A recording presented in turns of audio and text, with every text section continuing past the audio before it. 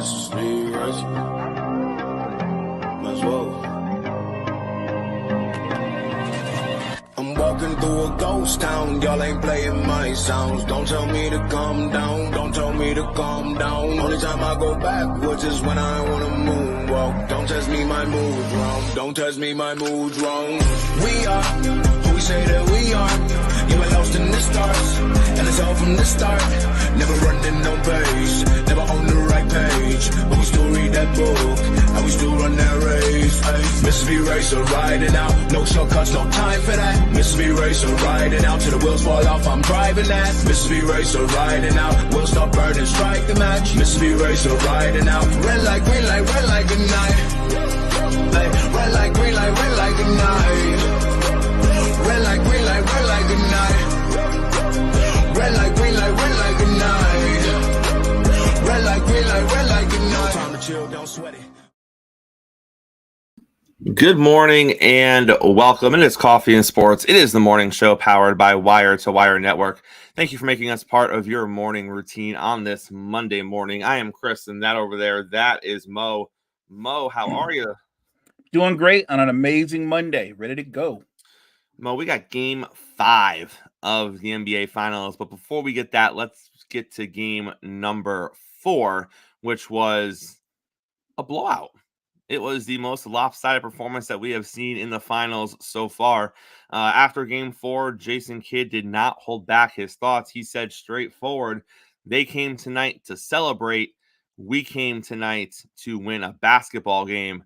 And it's kind of what it looks like, Mo. I mean, from start to finish, Dallas dominated every aspect of that basketball game. And I hate to do this to you Celtics fans, but I told you a week ago, I told you 3 weeks ago that until you win a championship, you are going to have to deal with this question every single time you open the door back up. And when you get blown out in your first opportunity to win the title and clinch the series, and they're still hanging around, and now we're coming to game 5. It's not meltdown mode or anything like that, Mo. It will be if they lose tonight. I think if Boston loses tonight, I think a whole lot of momentum has shifted in this series, but I think Boston still has momentum. I still think they're going to finish it off tonight in game 5. But you have to ask the question. They left the door open, Mo, so you have to look at it and be like, maybe we know what Boston's known for in the playoffs in these big moments. Maybe.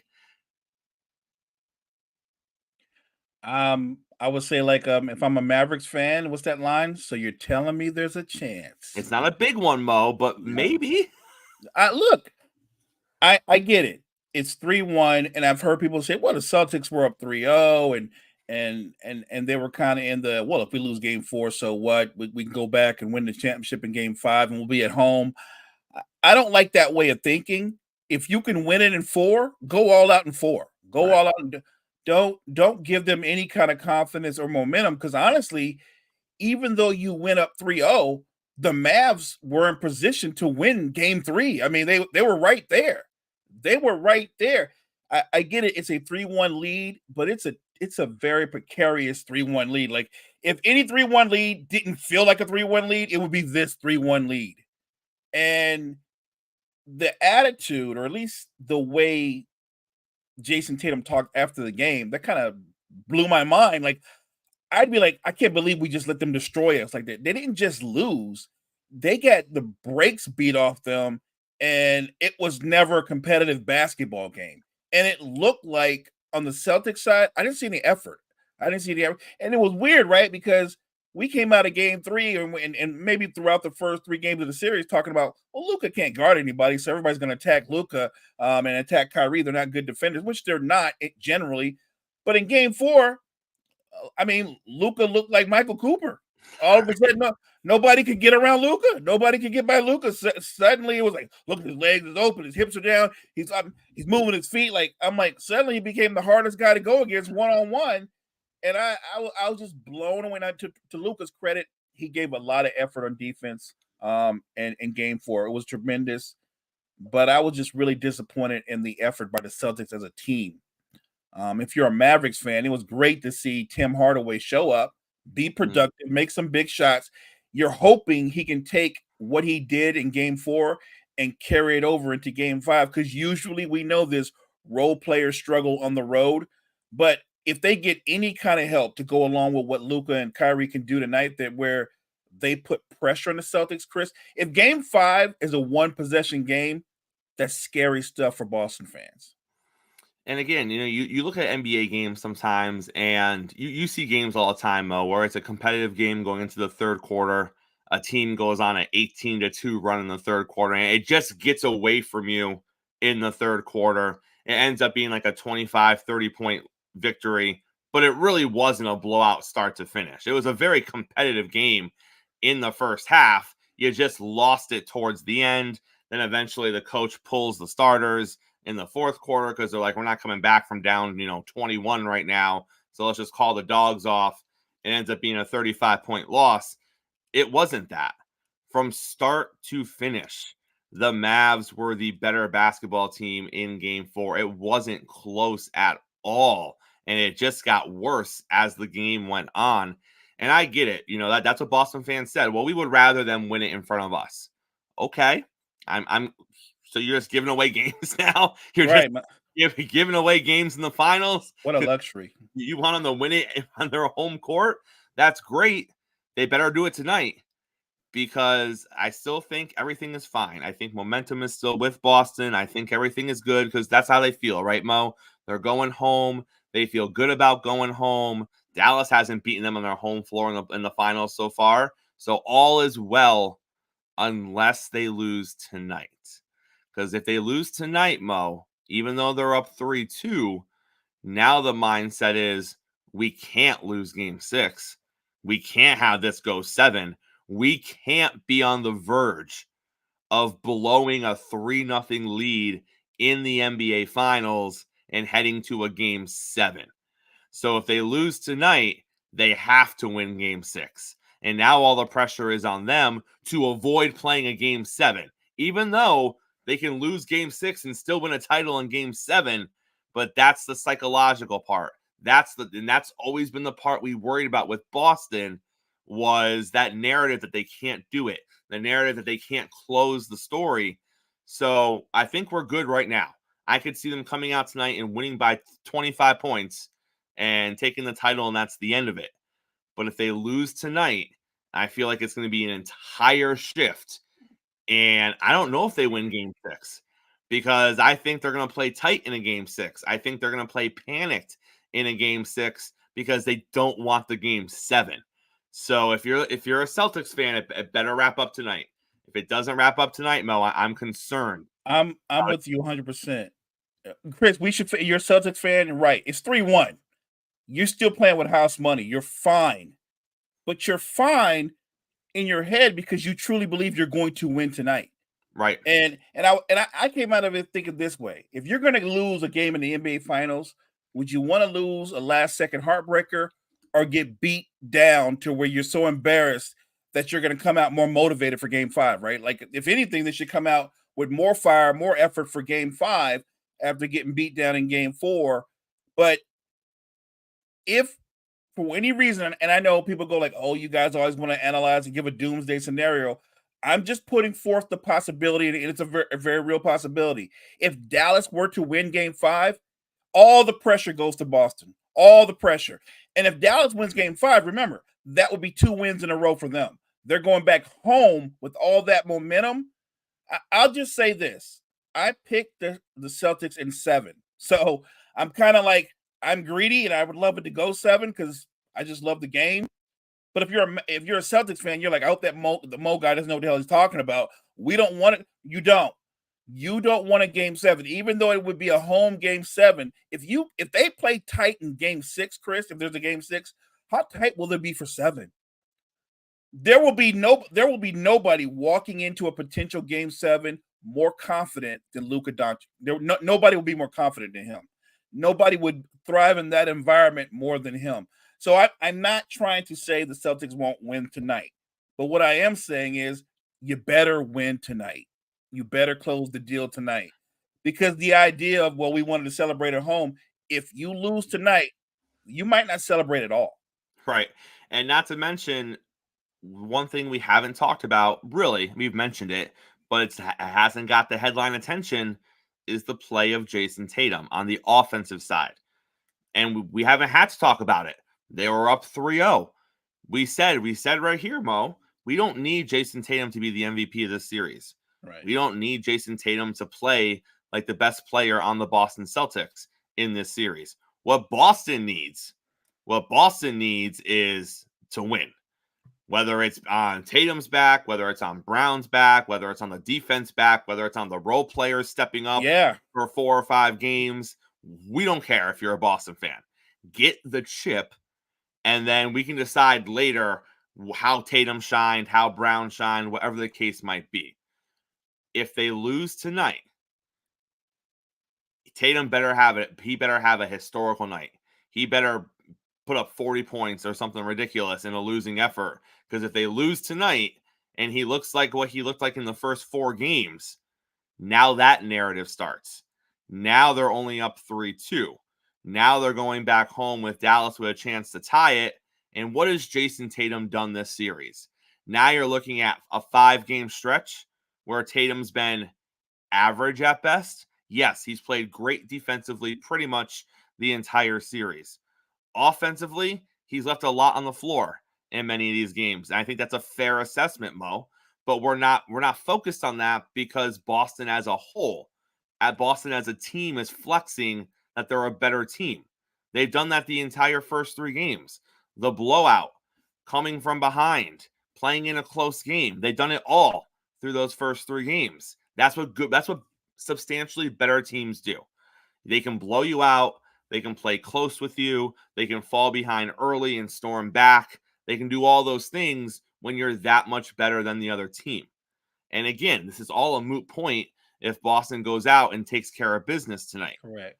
But if they don't, and Tatum puts up 21 points, Chris, know what the headline's going to be in Boston tomorrow. All I'm going to say is you brought up a great point. So we talk about the confidence that the Celtics should have as being the better team going into Game 5. But if you lose, you start separating individuals from the team. Right. And no individual will feel the pressure more than Jason Tatum. He's done things well. He's rebounded well. He's defended well. He's playmate for other teams, been a shot creator for other teammates. But he's shooting 37% for these finals. A couple of years ago versus the Warriors when they were favored, he shot 37% for those finals. If they lose, the narrative won't be, well, just the Celtics lost. They're going to be looking at Tatum like, that guy's he's not the guy. He's not a 1. He's not a 1. And maybe all this time we thought Tatum's a 1. Brown looks like he's trying to be a 1B or something like that. But maybe what you really have is 2 elite 2s. And it might show if you can't finish out this game. That'll be the narrative. Now, if they win tonight, like you said, nobody's going to be like, yeah, they won, but Tatum only shot 37%. All they're going to talk about is the Celtics won the title. We can get into all the talk in the offseason about who's the better player and all that, but if they win, the city of Boston and the Celtics as the organization can take a deep breath and go, get that off our chest, right? We talked about this. Brown and Tatum are in the middle of their run. People don't realize this. They're in the middle of their run. And if they blow this, like I said, we always talk about there's always got to be a first. They said there's never been anybody to come back from an NBA Finals deficit down 3-0. There's always got to be a first. And you don't want to be the team that's the first victim of the first. That's all I'm saying. I am a Jason Tatum fan. I'm not saying I'm rooting for the Celtics. I picked them. I don't want this guy to collapse. I don't. If you're Luka and you lose, you're going to put up an epic performance. But I don't think the Mavs walked in here, everybody expecting them to win. We expected them to be competitive, but we thought the Celtics were the better team. So I would rather the better team just rule out and win than we witness an epic meltdown like I witnessed. And by the way, this is a confession I'm going to make. I ended up watching like the last part of the of the golf tournament. I got caught up in it. I did. I'll admit it. I was channel surfing. And I caught Rory's last putt, and I was with everybody else. I was like, oh no! I was like, no! I just got caught up in that. I did. Well, let's go on a little golf tangent here. I saw something on TikTok this weekend about golf. It was talking about Scotty Scheffler's caddy. Now, I think they've only had like 8 or 9 tournaments so far this year. Any guess what Scotty Scheffler's caddy has made through 8 or 9 tournaments this year? The caddy? The caddy. I don't know. 20,000, 30,000? 1.7 million. Man. So the caddy gets anywhere from 7 to 10% of the golfer's winnings. It's called a caddy fee. So 7 to 10% of the golfer's winnings. Scotty's won two tournaments so far this year. So his caddy got a cool $360,000 for each of those tournaments. Not to mention his average cut is like anywhere from 30 to 50K a tournament, because Scotty places, decently top 20 in most of these tournaments. So yeah, the caddy's made like 1.71 million so far this year, which is like 300,000 more than Rory McIlroy has made as a golfer coming into this weekend. That's insane. But that's also kind of cool. Insane. How do you tell somebody, hey, what does your dad do for a living? Caddy. So he just hands out golf clubs. You're damn right he does. and that's why we live in the neighborhood we live in, kid. You know what I mean? Like that's all right. God bless America. Right. So again, if you're a Celtics fan, again, I think the Celtics win tonight. If you said, Chris, you got to put the house on the line, who are you going with? The Celtics win tonight. That's my gut. But if Dallas pulls it out, and if you want to play the narrative game, we can go back to game 3 and we can say we saw something shift with Dallas in game 3 compared to the first 2 games. We can say that's where we kind of saw them kind of figure it out a little bit. They lost a close game in game 3. They come back in game 4. They beat the brakes off them in game 4. Then if they come out and win game 5, now you're like, this really kind of started game 3, was this little shift that we saw. And now they're carrying that into game 6. It's just a place you don't want to be. So if you're a Boston fan, they better go out. They better get it done tonight. Mo Key brought up a great question here in the chat. What does this do to Tatum's money if they lose this series? Because if they win it, you might as well hand wrap his extension with the trophy, because it's all roses in Boston. He's getting paid. People... that's what happens when you win. When you win, there's the whole contract. Oh no, Tatum's gonna get his money. We're all good. What if they collapse and they lose, and he just plays the way he played? Is he still gonna get the max with Boston? Because Jalen's already locked in. Right. Brown's life. Right. Figure it out, guys. Right. Well, he got his. Brown got his $300 million, and they came up short in the playoffs last year. But they valued him, still got $300 million. I have to believe, even if they blow this, Tatum's going to get one or two things going to happen. He's either going to get $300 million as a member of the Celtics, or he's going to get like $275 million as a member of another team, if it's that extreme. But he's going to get paid one way or another.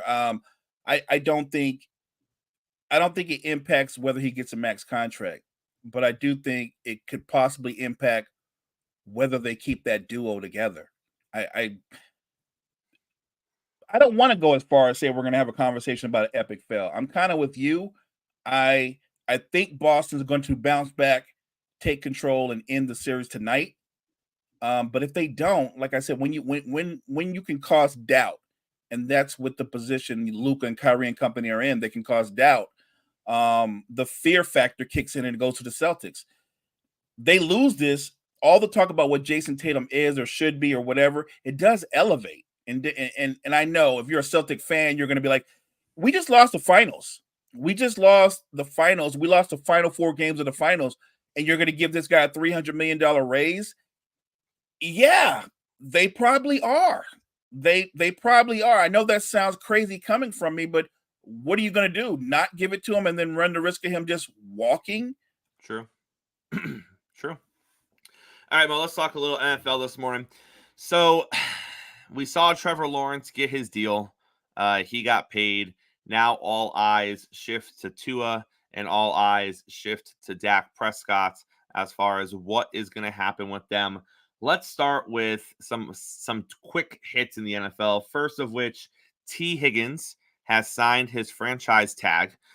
He is going to be reporting to the Bengals. There is still no imminent talk of a trade, of a deal happening.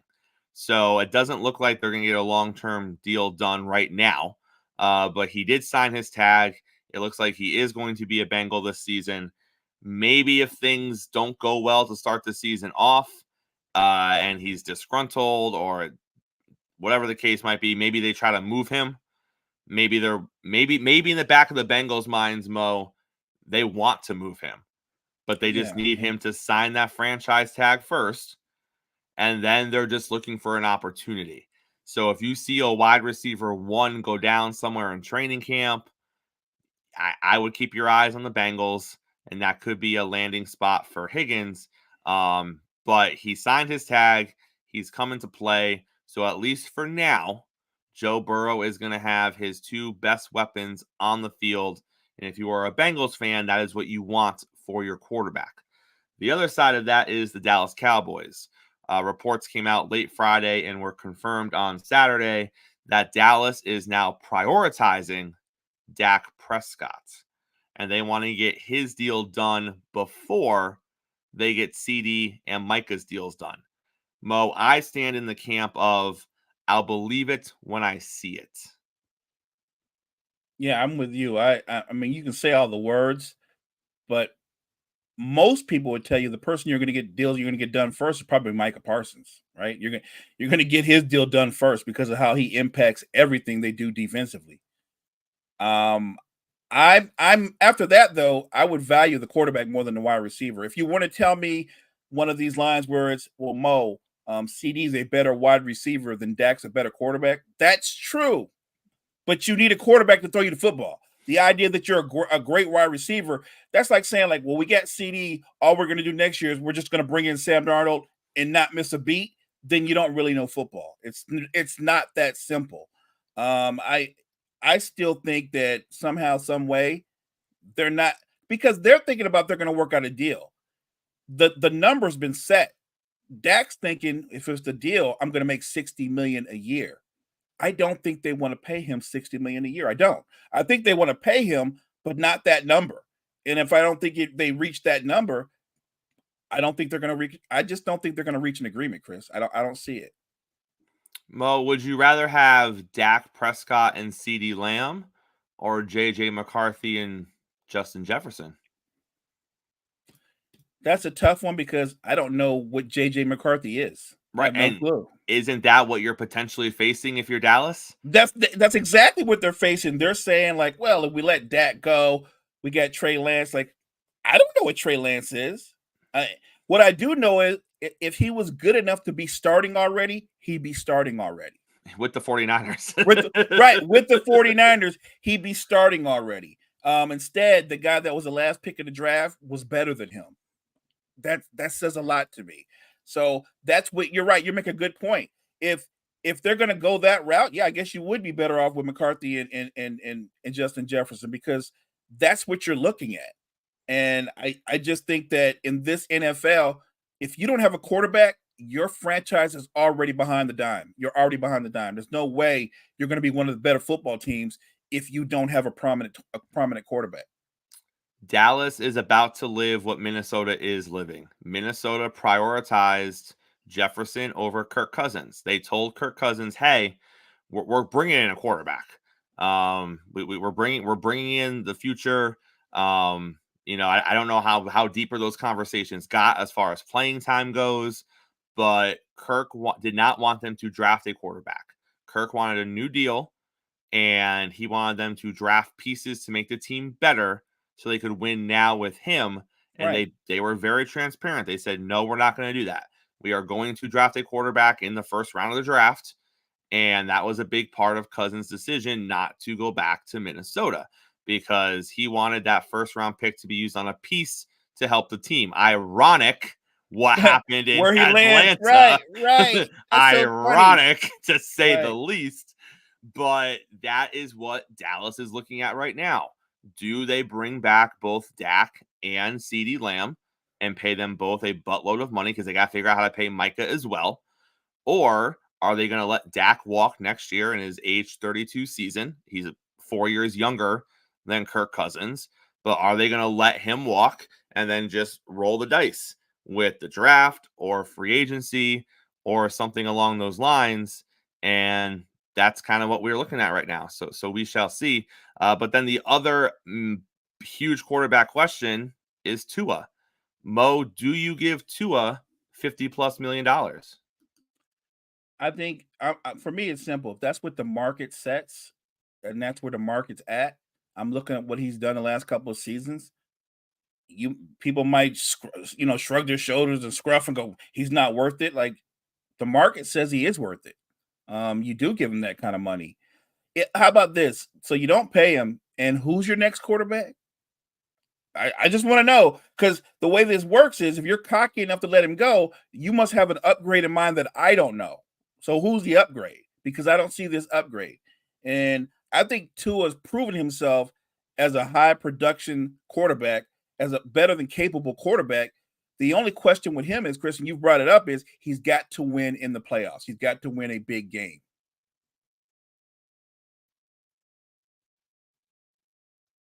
So at some point, I think that when you look at what Miami's doing, the addition offensively, bringing in somebody like Odell Beckham Jr., bringing back that tandem run game, I think Miami's set to be one of the better, I think, more prominent offenses in football. Look, they can be explosive on the ground as well as through the air. And that all starts with Tua. The way this works is, right, we marry the quarterback to the coach. And to me, it shouldn't even be a real conversation piece. Tua seems to be their guy going forward. I think the only question with Tua really is, can he remain healthy?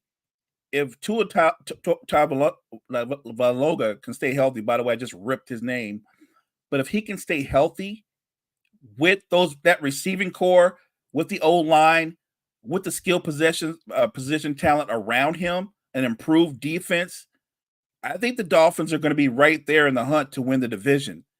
Now, I'm not saying they're going to win the division, but I just think they're too talented a team not to be thought of right up there with teams like Buffalo and the Jets. Like, to me, that's a three-headed monster that any of the three could win that division. My only question is, are the Dolphins going to be as committed to Tua as he has been to them? If they are, I think their future is bright. Why would you even hesitate to bring this guy back? I don't even think we've seen the best version of Tua yet. I think that's coming this season. And the crazy thing, Mo, is, and I know stats are so misleading and people get so angry when I use stats, but there is a place in the NFL for stats, okay? And when you look, and I saw this yesterday, when you look at Tua's stats for his career, he's played 53 games, and you put them on the screen next to the stats for Trevor Lawrence's career, he's played 50 games. Tua's a better quarterback. Now, the eyeball test, Trevor's the better quarterback, 100%. If you just watch them play football and you don't look at numbers, Trevor is the better quarterback. He has a better skill set than Tua has. His ceiling, I think, is much higher than Tua's is. But you get to a point with quarterbacks, Mo, where you have to stop talking about ceiling. There comes a point where you can't keep leading the conversation with, well, eyeball test, Chris, eyeball test. Look at how fluid he is in the pocket, right, and look at his delivery. And okay, I get you. What has he done? What is he putting up? Tua has issues. Tua hasn't proven he can win in December right now. 2 years in a row, Tua has played a bad, a bad final month of football. It is what it is. He has not proven that he can win big games late in the season. That's an issue with him right now. But look at Trevor's career. Trevor hasn't proved that he can consistently play at a high level throughout an entire season. He has stretches. Now, I know injuries are a part of that, but at some point, Mo, it is what it is. At some point, you got to stop making excuses, and you have to say, okay, Trevor, we're going into year 4, year 5. You came in here as the unheralded next greatest quarterback of the league, and how many guys in the league right now, Mo, are better than Trevor Lawrence if you were ranking them? Probably at least 5 or 6, right? Like, at least that, maybe more. I would say he's not a top 5 quarterback. I don't think anyone No. puts him into the top. But when he came into the league, that was what he came in with. He came in with the fanfare of, in a couple of years, he's going to be the guy. And we had every reason to think that based on his college resume. And he's still, guys, I'm not sitting here saying he's not a good quarterback. He is a good quarterback. But look how hard it is to win a Super Bowl in the NFL. Look how hard it is to get to a Super Bowl in the NFL. The Niners are pretty good at getting there. They haven't got one yet. And the Niners as a team, most will tell you, over the last 3 or 4 years have been one of the best teams in the NFL. Hasn't gotten them to a Super Bowl. Look at how great quarterback play, elite quarterback play, doesn't even guarantee you Super Bowls. Lamar Jackson, 2-time MVP. He didn't make a Super Bowl in either of those MVP seasons. So 2 years, Lamar Jackson was head and shoulders the best quarterback in the league. Didn't get to a Super Bowl those years. Aaron Rodgers won back-to-back MVPs. He played lights out both of those seasons. His numbers were elite both of those seasons. Didn't get to a Super Bowl either of those seasons. So there's so much that goes into it. Health, luck, how you're playing as you hit the play. There's so many nuances into it when it comes to these Super Bowl runs. But at the end of the day, Mo, isn't that what quarterbacks are measured off of? It's championships. If Tua took Miami to a Super Bowl and they won it this season, he I don't care what he does the rest of his career in Miami. He's good. He's a made man. He could play average at best. He could be a top 18 quarterback for the next 6 years, and they could make the playoffs 4 of those 6 years and never get back to the AFC title game and never sniff a Super Bowl again. But he's good. He is good to go because he got them one. And that's what this Mo, think about this. Compare the NFL to the NBA, all right? You win a Super Bowl in the NFL, you're good to go. Look at the 85 Bears. Look at Broadway Joe with the New York Jets. Perfect. Right? Perfect. Look at that Seattle Seahawks team almost 10 years ago now with that Legion of Boom defense. You win a Super Bowl in the NFL and you're immortalized. Like it's literally stuff that legends are made of is what that team becomes because that was the team that took you to the pinnacle. Miami is still living off of the 72 undefeated Dolphins, for Christ's sake. All right. True. You look at the NBA, Denver just won a title last season. That's what Denver just did. And then they have a rough go at it, Mo. And they're not going to be the next great dynasty in the NBA. And now fans, Denver, they're average at best. They got a lot of flaw. Like what? What? We're still talking about the 85 Bears from 40 years ago. That's kind of crazy. But you win an NBA Finals 3 seasons ago, and if you're not currently in the mix to win another one, you're kind of yesterday's news. It's completely different in those two leagues, how valuable Super Bowls are in the NFL. So if you're an NFL quarterback, you just need one. You just need one. Eli got 2, and that's all people talk about. And Mo, we agree, mediocre at best as an NFL quarterback, but he's got 2 rings. He's got 2 rings. That's all Giants fans care about. Yeah. Eli's got 2, and because of his 2, he actually could be in a conversation with Aaron Rodgers about whose career you'd rather have. Right. That because of the 2.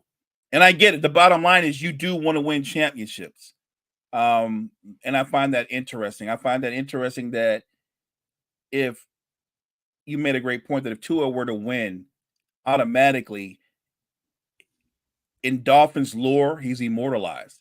It's Tua coming off after Bob Greasy and them, right? Like you said, Mercury Morris still pops champagne at the end of every season when the last undefeated team loses or at whatever point that happens, because of how great and immortalized those 72 Dolphins are. Tua wins 1 Super Bowl, and even though nobody would ever say he's better than Dan Marino, he will be revered like Dan Marino for winning the 1 Super Bowl. That's how hard it is to win a Super Bowl. And I'm looking at Trevor Lawrence, like you said. I agree about his ceiling is higher. So if you want to tell me, look at his build, his athleticism, and all those things, he is a superior athlete compared to Tua. But having a high ceiling doesn't mean by default you're better. It just means you could be better or you're supposed to be better. I don't think he's a better quarterback than Tua right now. I think Trevor Lawrence is a good quarterback. So in no way am I killing him. He's a good quarterback. But when we get into that conversation about the elite quarterbacks, I don't hear nobody bring him up. I don't hear his name come up. I think Trevor Lawrence is somewhere near. You can put him, Tua, Dak Prescott. I think they're all right there, but they're not in that top 5 conversation. They're on the back end, right? They're 8, 9, 10, or maybe one of them is right outside the top 10, but really good quarterbacks. The good thing that 2 of them have going for them is, and I'm talking about Lawrence and Tua, is they're younger. Like these guys could go on a run right now and take their games to another level. I think Tua set up perfectly because of the talent he has on the outside, because of the talent he has in the backfield, and because of the coach he has at his side. Trevor Lawrence, to me, this is a big season for him coming in, not just because he got the bag, but he's in a very winnable division. We would agree with that, right? And the only other guy in that division that you would put above him, and we don't even want to go that far because we only have the 1-year sample size, would be Stroud, right? So I think it's interesting that while he got the bag, we talk about, I guess, the top end of what he could be. We came into last season saying it was their division to lose, right? And they lost it. And they found a way to lose it, right? And they found a way to lose it. If he comes into there this year and they lose it again, then clearly Stroud is the better quarterback and the Texans are the better team. So I think that getting the bag like he did, because once you give the QB the bag, eventually the guys that want to get paid, you're not going to be able to pay everybody. You know how that works. Right. You're going to start losing people. So they have a small window to have great success, and they're going to try to have great success in an AFC that features Mahomes and Jackson and Burrow and Allen and Tua. Like, good luck with that.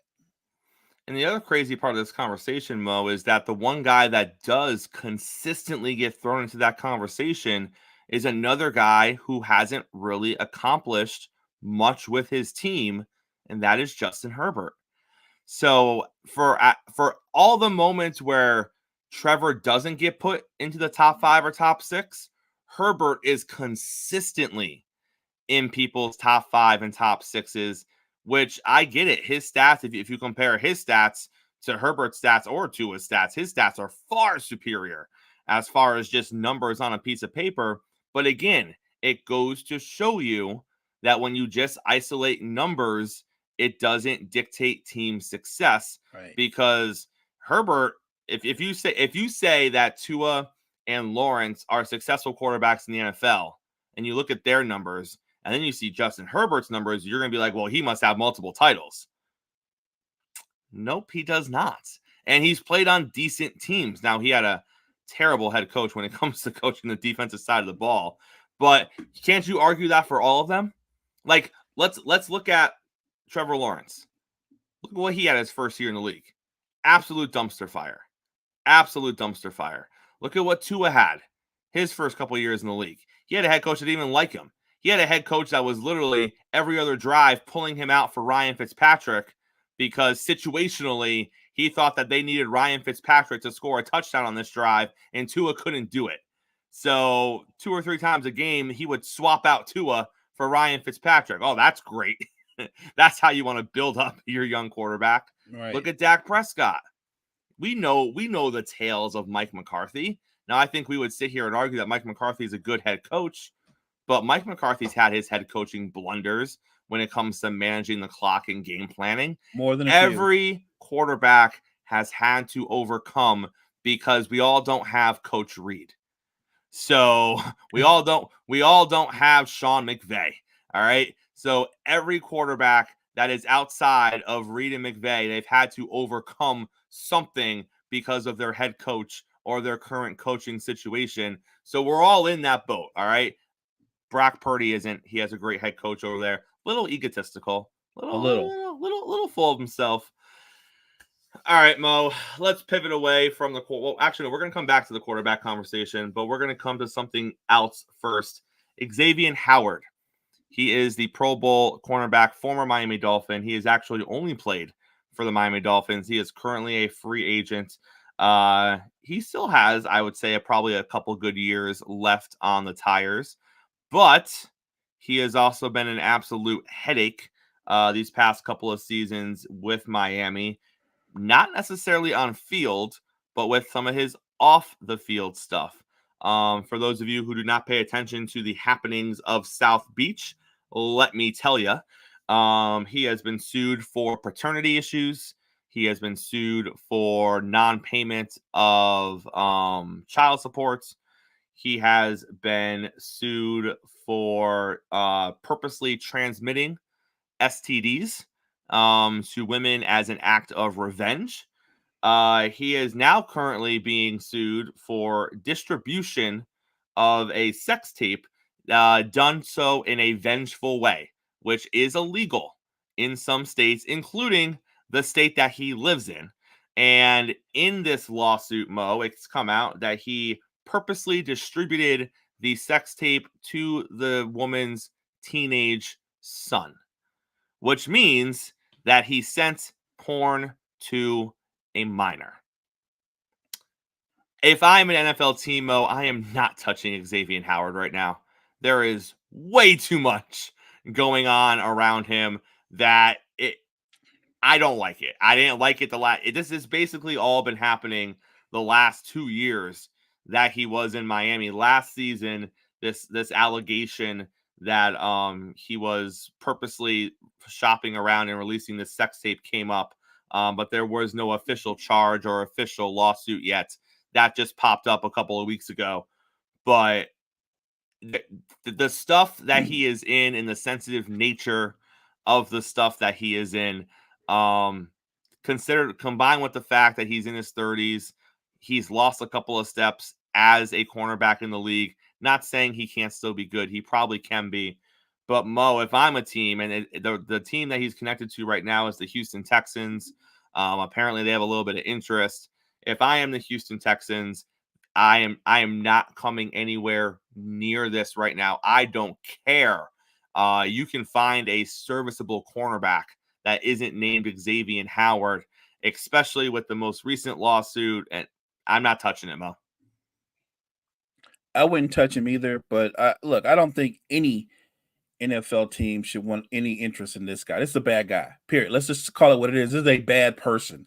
I don't care what he is on the field, but just the runoff that you just said about the things that he's done, and I'm still trying to wrap my head around the purposely distributing the STDs and the sex tape. Like, somehow that should be a crime, right? The STD thing, like you purposely gave somebody, and I don't want to gross anybody out, but come on, man, that's some sick stuff. That's some twisted stuff.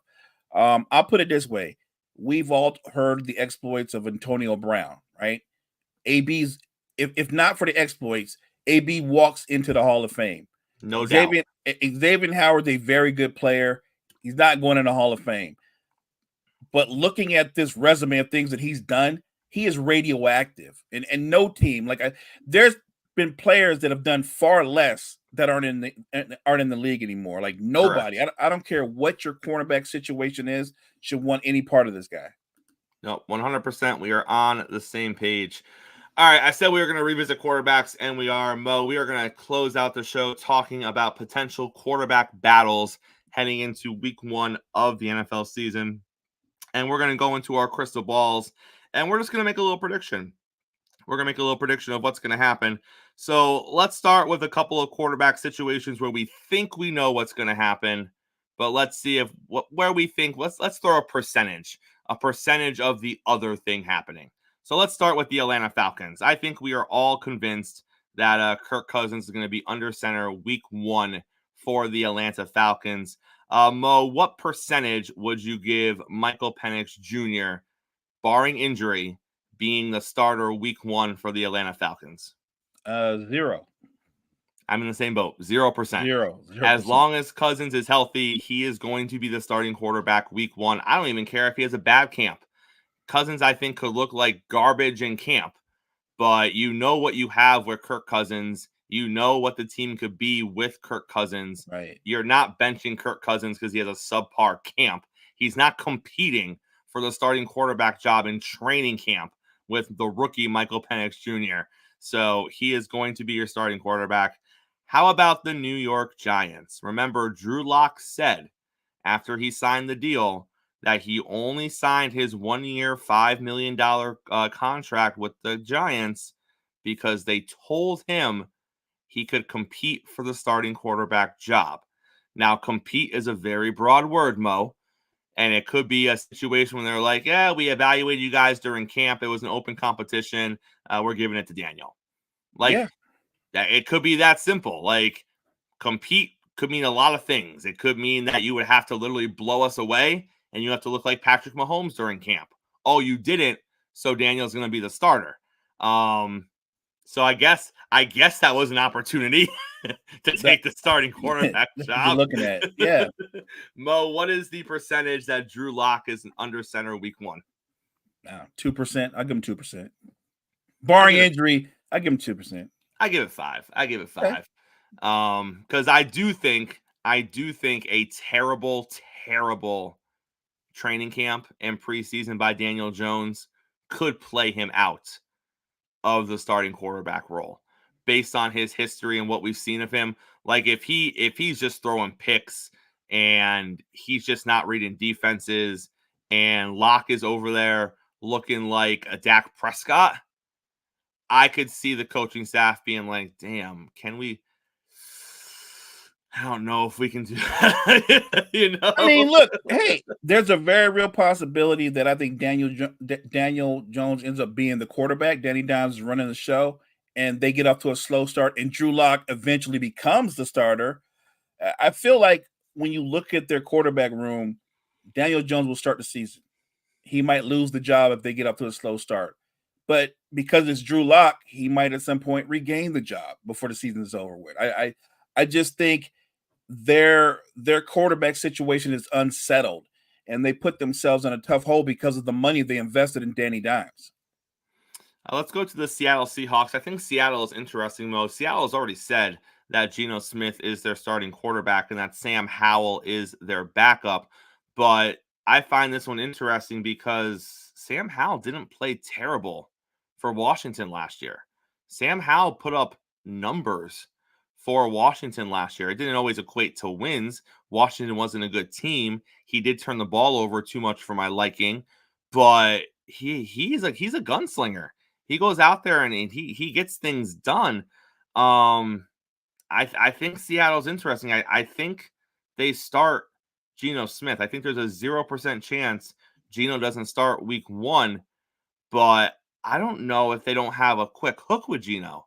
I don't know if they start off 1-3 if we don't see Sam Howell game 5. I think you have a point. Look, Geno has to be looking over his shoulder. I've watched Sam Howell. Sam Howell, you described him to perfection. He's a gunslinger. He puts the ball down the field. He will take risks probably when you don't want him to take risks. But as far as a pure thrower of the football, the kid's got talent. He's got talent. I would say he's more talented than Geno.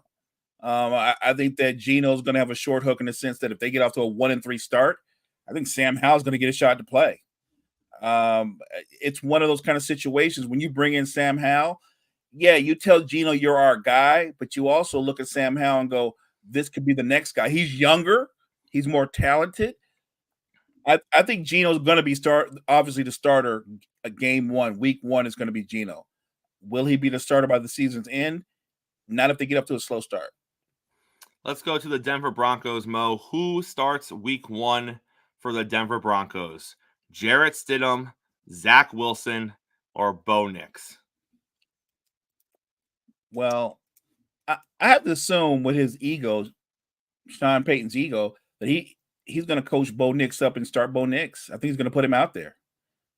And look at the Broncos, Chris. They, other than the Raiders, nobody has high expectations for them, right? So it wouldn't shock me if the rookie went out there and started, but conventional wisdom tells me that Stidham will start, and at some point, Bo Nix will take over. But I think Stidham starts, Bo Nix takes over midseason, and they go from there. I think we see all three. Wow. Wow. I think Stidham starts, and I think he doesn't play well the first couple of games. Then I think we see Zach Wilson, and I think they pull out a game with Zach Wilson as quarterback, and he buys himself 2 or 3 games. And I think that's going to get us to the midseason bridge where we're finally going to see Bo Nix. I don't think Nix is going to be ready at the start of the season. I think Peyton's going to want him to get a little more time. So I think he's going to roll with Stidham. And then I think he's going to become unhappy with Stidham after a few games. And he's going to throw Zach Wilson in there. And he's going to become unhappy with Zach Wilson. And then I think we're finally going to see Bo Nix thrown into the fire. Look, your spin might be better than mine on that one. You were talking about them, all 3 of the guys getting to play. It's a possibility. Going into the season right now, look at that quarterback room.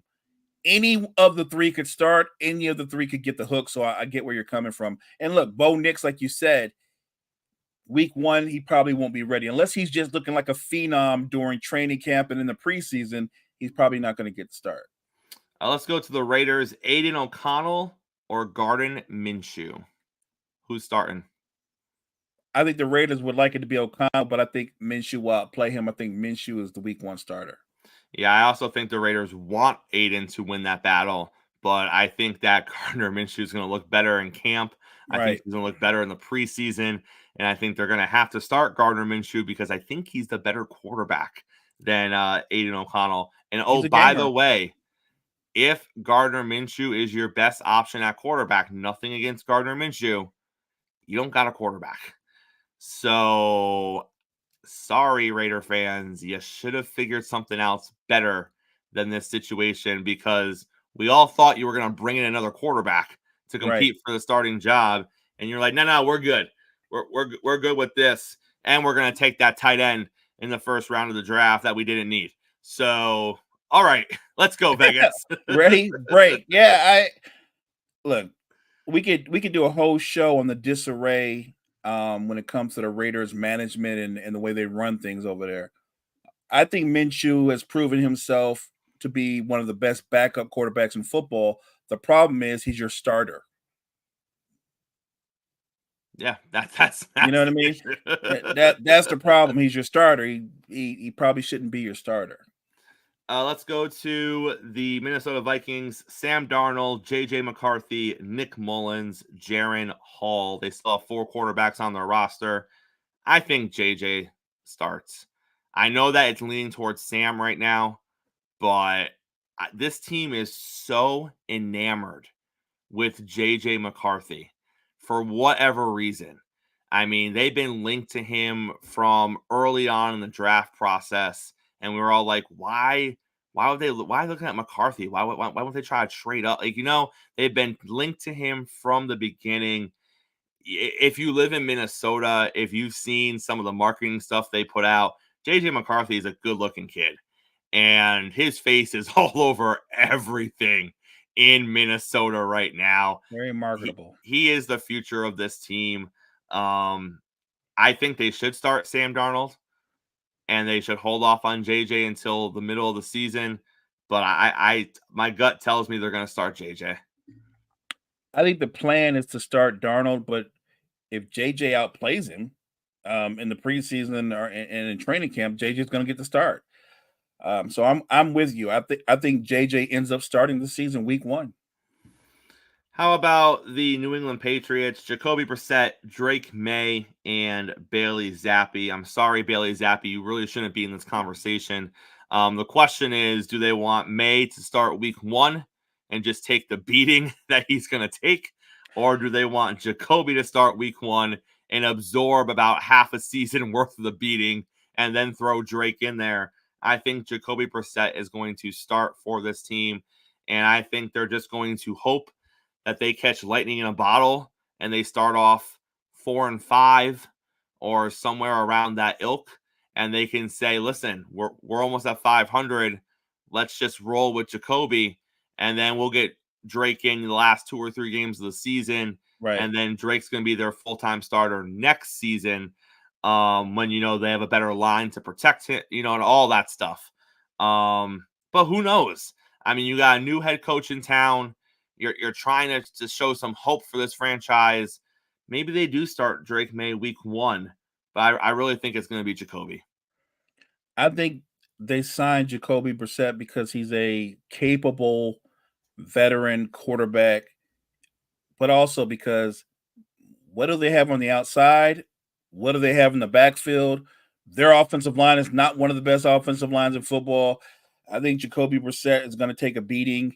I don't even know if the rookie gets any playing time until the very end of the season, because I think that they're just not set up to put a rookie out there. Like, I feel like if you put him out there right now with what they have and how they're built, it'd be another one of those David Carr situations, and you don't want that.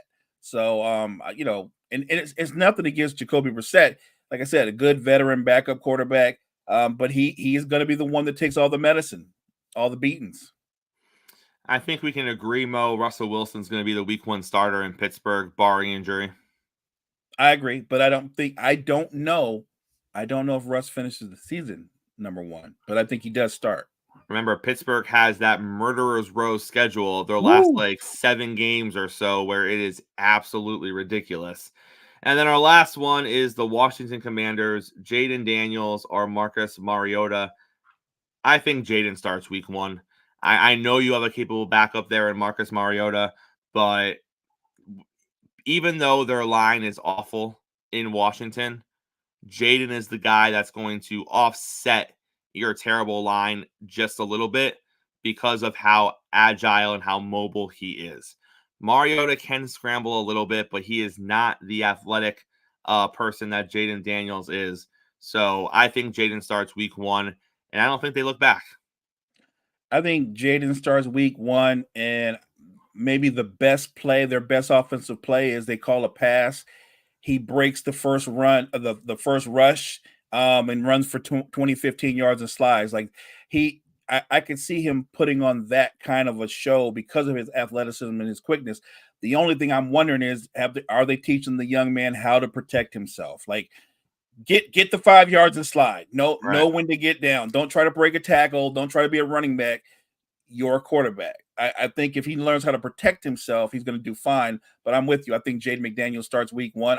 Let's just say this. I think Jaden McDaniels is going to start, period, going forward for the Commanders. He is their present and their future, and he's a freakish athlete. Marcus Mariota, we kind of know his story. He came into the NFL known mostly for his athleticism, but here we are years later. I think he's been robbed of a lot of that. He kind of is what he is. He's a backup, a capable backup, but a backup. Capable. Yeah. All right, Mo, good show on a Monday. Take us to the end. Thank you guys for joining us so much this morning. Make sure you check out all the great content that we have at Wire to Wire Network. Wire to Wire Network, we appreciate you. Mo, are you and Brett doing anything tonight for Game 5? We're not. We should, because we had a blast doing a live game. I got to get with him because I'd like to do another live watch. That was a blast. We need to do that. Guys, make sure you're back here same time, same place tomorrow. Hopefully, Boston is raising a trophy tonight, because if they're not, you know already the conversation that we're going to be having tomorrow. And nobody wants to have that conversation if you're in Boston. JG will also be here to talk a little Major League Baseball, all of that and more. Coffee and sports. It's the morning show powered by Wire to Wire Network.